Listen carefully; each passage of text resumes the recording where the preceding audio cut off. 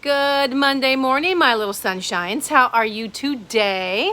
I talked to lots of you this morning, and I will talk to lots of you tomorrow and the rest of the week. So, I hope you had a good Easter. I had lots of good stories about the fun you guys had with your Easter egg hunts and things, so that's good. And, geez, I don't think there's anything else that I need to talk about, really. So, you guys are all doing such a great job doing your work from home. It's awesome to see. I'm so proud of you. Keep it up. All right, so we're going to start our chapters today. All right, eyeballs on. Chapter 3, how to grab somebody's eyeballs. Okay, said Mr. Granite after Mrs. Lilly was gone. Turn to page 23 in your math books. We all took out our math books and turned to page 23. But you'll never believe who walked into the classroom a few minutes later. It was Mrs. Lilly again.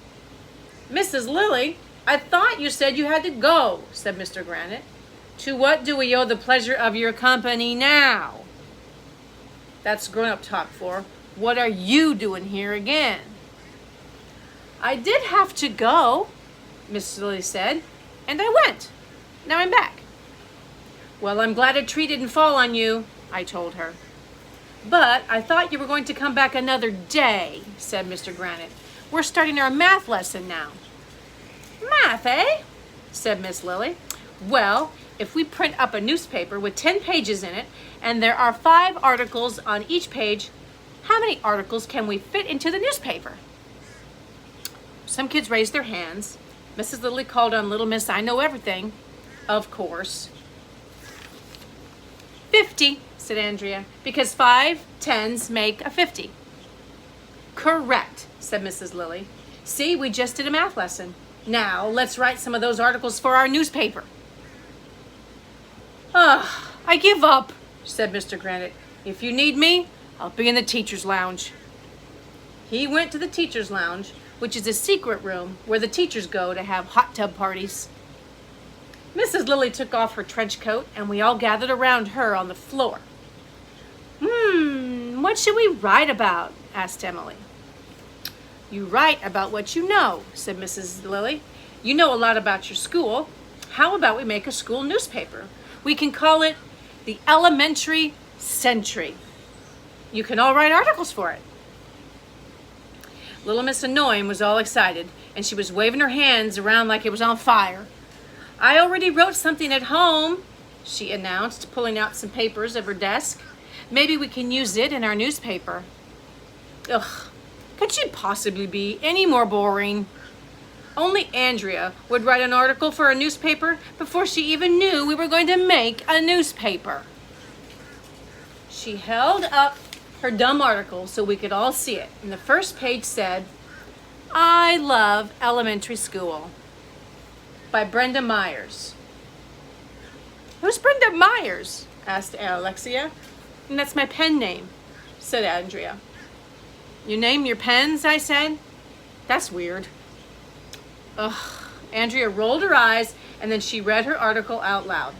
It was all about how our school was built in 1961, and it was named after a teacher named Ella Mentry.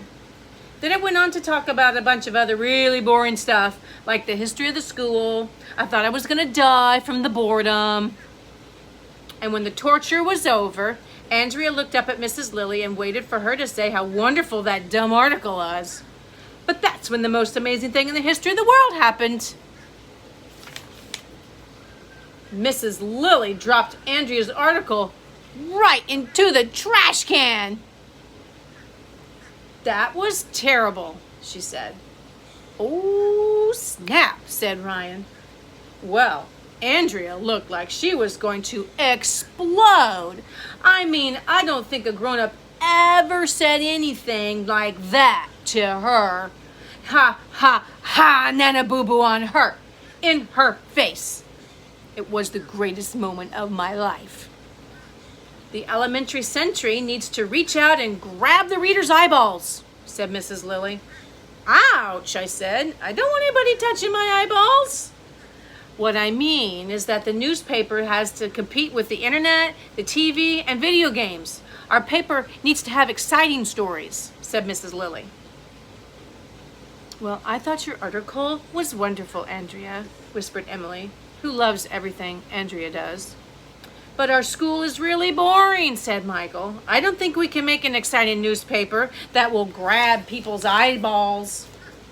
Nothing interesting ever happens here, said Ryan. Yeah, said Neil, the nude kid. The school is so boring. We don't even have any good stories to tell. Oh, sure you do, said Miss Lilly. You've just got to go dig for them. At that moment, Mr. Klutz came into the classroom. He's the principal and he has no hair at all. I mean, none. His head is bald like a light bulb. We're making a newspaper all about the school, said Mrs. Lilly to him. Can we interview you, Mr. Klutz? Well, certainly, he replied. A school newspaper is a great idea. What would you like to know about me? I thought Miss Lilly was going to ask about Mr. Klutz, what it was like to be a principal and boring stuff like that. But she didn't. Tell us, Mr. Klutz, when did you lose your hair? Everybody gasped. Nobody had ever asked Mr. Klutz about his bald head before. That's very personal, said Andrea. We shouldn't ask people questions about their hair. Oh, I don't mind, said Mr. Klutz. Let's see. I remember my wedding pictures. I had a full head then, when I first got married. My hair started falling out around the time my wife and I got divorced. And by the time I got married again, I was totally bald.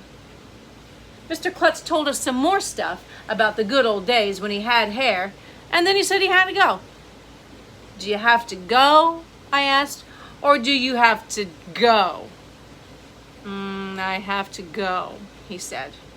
So Mr. Klutz left, and Mrs. Lilly went over to the whiteboard. So we're going to write an article about Mr. Klutz's hair? Asked Alexia. No, I have another idea, said Mrs. Lilly. Let me show you how I would handle this interview. It's a great human interest story. I can see the headline now.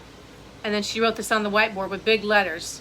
Mr. Klutz has 2 wives. Chapter 13, Digging Up Dirt. See you in a little bit.